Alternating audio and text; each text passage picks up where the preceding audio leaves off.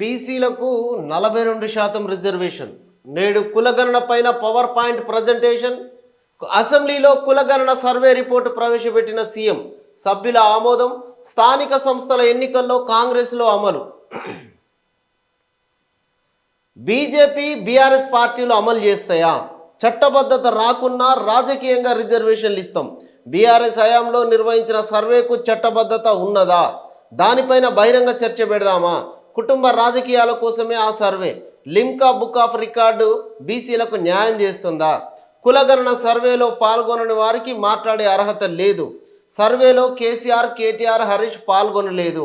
భూముల వివరాలు అడిగినందుకే 160 కోట్ల ఖర్చు, 1,00,000 మంది సిబ్బందితో సర్వే చేపట్టాం. 100% రిపోర్టుకు కట్టుబడి ఉన్నాం. సీఎం రేవంత్. ఇక ఆ సర్వే ఆధారంగానే రిజర్వేషన్లు, బడ్జెట్ కేటాయింపులు ఉంటాయి. బలహీన వర్గాల సంక్షేమానికి వినియోగిస్తాం. డిప్యూటీ సీఎం బట్టి విక్రమార్క. మండలిలో కులగణన సర్వే రిపోర్టు, సభ్యుల ఆమోదం. ఇది చూడరు. స్థానిక సంస్థల ఎన్నికల లోపల 42% రిజర్వేషన్లు ఇచ్చేందుకు మేము సిద్ధము.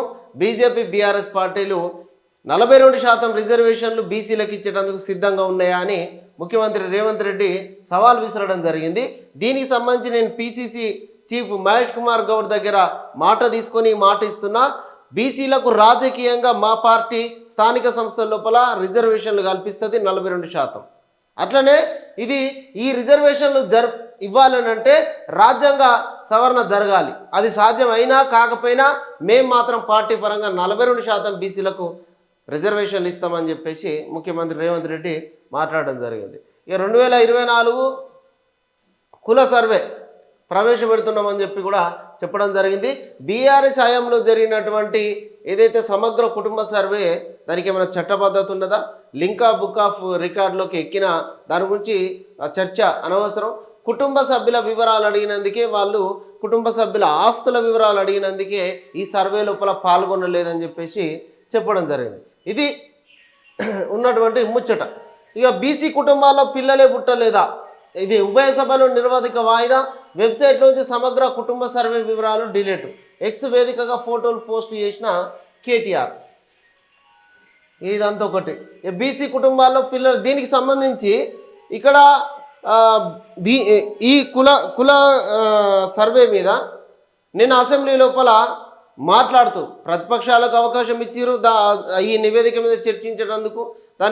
దాంట్లో మాట్లాడుతూ బీజేపీ నుంచి బీసీల సంఖ్య ఎట్లా తగ్గింది, కొత్తగా హిందూ బీసీలు, ముస్లిం బీసీలు అన్నారు.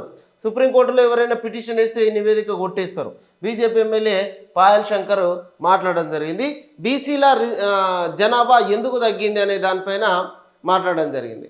గతంలో ఉన్నటువంటి అంటే ఓసీ జనాభా పెరిగినప్పుడు బీసీ జనాభా కూడా పెరగాలని చెప్పేసి బీజేపీ ఎమ్మెల్యే మాట్లాడకొచ్చిండు.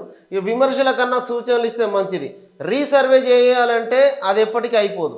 2014 సర్వేతో దీన్ని పోల్చొద్దు. చర్చ పెట్టి చేతులు దులుపుకోవద్దు.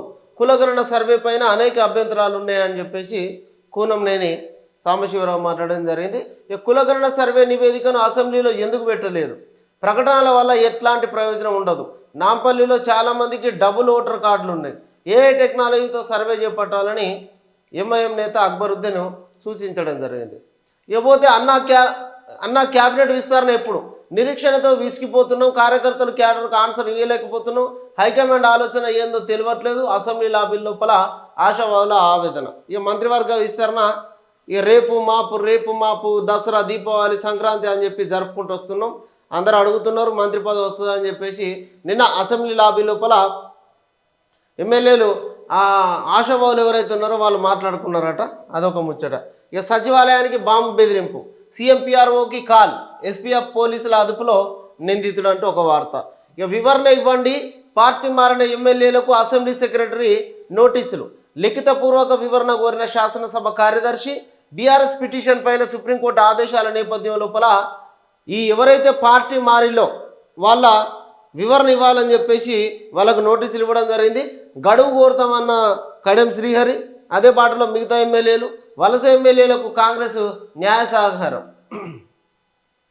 తెలంగాణ లోపల పార్టీ మారిన ఎమ్మెల్యేలకు వాళ్లకు సుప్రీంకోర్టు నోటీసులు ఇవ్వడం జరిగింది. దానిపైన ఎందుకు మారిళ్ళు ఏంది అనేది వివరణీయాలని చెప్పేసి చెప్తా ఉన్నారు. బీఆర్ఎస్ పార్టీ ఏమో వాళ్ళ సభ్యత్వమే రద్దు చేయాలి, అక్కడ ఉప ఎన్నికలు అనివార్యం అని చెప్పేసి బీఆర్ఎస్ పార్టీ చెప్తా ఉన్నది. ఈ నేపథ్యం లోపల ఇటు కౌశిక్ రెడ్డి అదేవిధంగా కేటీఆర్లు ఇచ్చినటువంటి ఆ పిటిషన్ పైన న్యాయస్థానం విచారించి వీళ్ళకు నోటీసులు కూడా పంపడం జరిగింది. తొందర లోపలనే స్పీకర్ నిర్ణయం తీసుకోవాలని చెప్పేసి కూడా సుప్రీంకోర్టు సూచన చేసింది. ఉపాధి హామీ నుంచి 1.5 కోటి మంది తొలగింపు 2022 నుంచి 2024 మధ్య కాలం లోపల నకిలీ తప్పు జాబ్ కార్డులు ఉన్న వాళ్ళంతా గ్రామాలను శాశ్వతంగా విడిచిపెట్టిన వారి వివరాలు సైతం పట్టణ ప్రాంతాలుగా మారిన గ్రామాల్లోనూ పార్లమెంటులో వివరాలు వెల్లడించిన కేంద్రం 2022-24 మధ్య దేశంలో ఉపాధి హామీ నుంచి 1.55 కోట్ల మందిని తొలగించినట్టుగా కేంద్ర ప్రభుత్వం మంగళవారం తెలిపింది. లోక్సభలో అడిగిన ఓ ప్రశ్నకు కేంద్ర గ్రామీణాభివృద్ధి శాఖ సహాయ మంత్రి కమలేష్ పాశ్వాన్ లిఖితపూర్వక సమాధానం ఇచ్చిండు. ఇది ఉపాధి హామీ నుంచి చాలా మందిని తీసేసారు. కాంగ్రెస్ పార్టీ ఉపాధి హామీ తీసుకొస్తే దాంట్లో కార్డులు తొలగించేసారు. 1500 న్యూడ్ వీడియోలు, అందులో బీఆర్ఎస్ నేతలవి ఉన్నట్టు అనుమానం. నిందితుడికి అండగా మాజీ మంత్రి పిఏ, గత ప్రభుత్వంలోని 2 పెద్దలు. డ్రగ్స్ పంపిణీ వ్యవహారంలోనూ అతడి హస్తం ఉన్నది. లావణ్య ఫిర్యాదుతో అన్ని కోణాల్లో విచారిస్తున్న పోలీసులు. మస్తాన్ సాయి వద్ద గుర్తించిన 1500 న్యూడ్ వీడియో కాల్స్ అట. వీడు ఏంది ఇది? కొంతమందిని బెదిరించి, కొంతమందికి ఆశ చూపెట్టి, కొంతమందికి డ్రగ్స్ బానిసకు చేసి డ్రగ్స్ అలవాటు చేసి ఆ రకంగా అమ్మాయిలను లోపరుచుకున్నాడు. వీన్ని దీంట్లో బీఆర్ఎస్ నేతల హస్తం ఉన్నట్టుగా, అట్లనే ఓ మాజీ మంత్రి పిఏ కూడా వీనికి సపోర్ట్ చేసినట్టుగా తెలుస్తూ ఉన్నది. వీని మక్కలు ఎరగొట్టాలి. నేడు అసెంబ్లీకి పోలింగ్, ఢిల్లీ అసెంబ్లీకి పోలింగ్. ఓటేనున్న 1.5 కోట్ల మంది. ఒకే విడతలో మొత్తం 70 అసెంబ్లీ స్థానాలకు ఎన్నికలు. యూపీ, తమిళనాడులో 2 స్థానాలకు బైపోల్. పోలింగ్ తర్వాత ఎగ్జిట్ పోల్స్. 8న ఫలితాలు. ఈ అమెరికా టు ఇండియా స్వదేశానికి 205 మంది భారతీయులు. టెక్సాస్ నుంచి బయలుదేరిన C-17 US ఆర్మీ విమానం అమృత్సర్లో ల్యాండ్ అయ్యే ఛాన్స్. ట్రంప్ ఆదేశాలతో అక్రమ వలసదారులు వెనక్కి. ఇల్లీగల్ ఇమిగ్రేషన్కు వ్యతిరేకమన్న విదేశాంగ శాఖ మంత్రి జయశంకర్. ఇక బీసీలు ఎట్లా తగ్గిర్రంటూ కేటీఆర్ మాట్లాడిండు. సమగ్ర కుటుంబ సర్వే లోపల 51% ఉన్నారు, ఇప్పుడు 46% ఎట్లయ్యారు. బీసీ డిక్లరేషన్ అమలు చేయండి అంటూ కేటీఆర్. బీఆర్ఎస్ విప్ల నియామక మండలిలో సత్యవతి రాథోడ్, శాసనసభలో వివేకానంద. బీఆర్ఎస్ హయాంలో నిర్వహించిన సమగ్ర కుటుంబ సర్వేలో బీసీలు 51% ఉన్నారని కేటీఆర్ తెలిపారు. ముస్లింలను కలిపితే 61% అని వివరించారు. కానీ కాంగ్రెస్ ప్రభుత్వం నిర్వహించిన సర్వేలో బీసీలు 46%కి ఎట్లా తగ్గిరని ప్రశ్నించారు.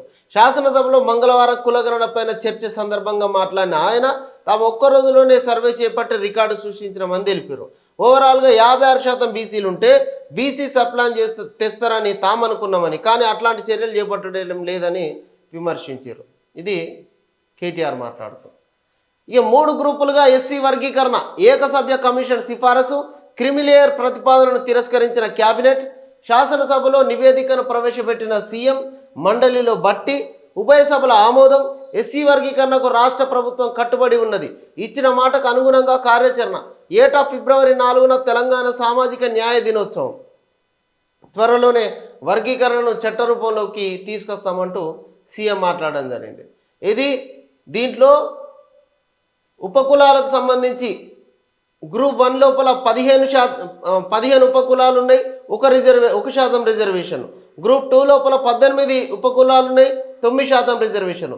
గ్రూప్ 3లో 26 ఉపకులాలు ఉన్నాయి, 5% రిజర్వేషన్ ఇచ్చేటువంటి అవకాశం ఉన్నది. ఈ త్వరలో ఎస్సీ వర్గీకరణ పైన చట్టం తీసుకొచ్చి అందుకోసం స్పెషల్ సెషన్ను మళ్ళీ ఏర్పాటు చేస్తాం. అదేవిధంగా ఆమోదం వెంటనే విద్యా ఉద్యోగ నియామకాల లోపల ఈ రిజర్వేషన్లను అమలు చేస్తాం.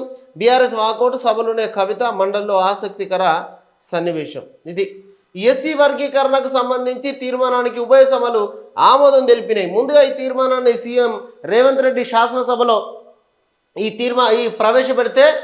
తీర్మానాన్ని ప్రవేశపెడితే మండలి లోపల డిప్యూటీ సీఎం బట్టి ప్రవేశపెట్టడం జరిగింది. ఈ రెండింటికి సభ్యులు ఆమోదం తెలిపారు. ఈ సందర్భంగా రేవంత్ రెడ్డి మాట్లాడుతూ సమగ్ర ఇంటింటి విద్య, ఆర్థిక, రాజకీయ, ఉపాధి సర్వే నిర్వహించినట్టుగా తెలపడానికి చాలా గర్వంగా ఉన్నదంటూ కూడా ఆయన మాట్లాడుకొచ్చిండు. దీన్ని అతి తొందర లోపలే చట్ట రూపం లోపలికి తీసుకొచ్చి విద్యా ఉద్యోగ రంగాల లోపల మేము ఈ రిజర్వేషన్ అమలు చేస్తామని కూడా చెప్పుకోవడం జరిగింది. ఇది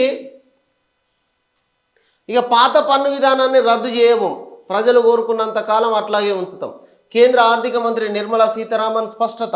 ఫైలింగ్ ప్రక్రియ సరళంగా ఉండేందుకే కొత్త విధానం. జిఎస్టీ రేట్ల హేతుబద్ధీకరణపైన సమీక్ష దాదాపుగా పూర్తి. ఇక గుడిసెల్లో ఫోటోలు దిగే వారికి పేదల బాధలు తెలియవు. గత 10 ఏళ్లలో 25 కోట్ల మంది పేదరికం నుంచి బయటపడ్డారు. దేశంలో అసలైన అభివృద్ధి చేసి చూపించాం. వికసిత భారత్ లక్ష్యం కోసం నిరంతరం పనిచేస్తాం. గరీబీ హఠావో కేవలం నినాదాలకే పరిమితం. అర్బన్ నక్సల్స్ లాగా కొందరు నేతల భాష. లోక్సభలో ప్రధాని నరేంద్ర మోడీ వ్యాఖ్యలు. ఇది ఇప్పటి వరకు ఉన్నటువంటి ముచ్చట.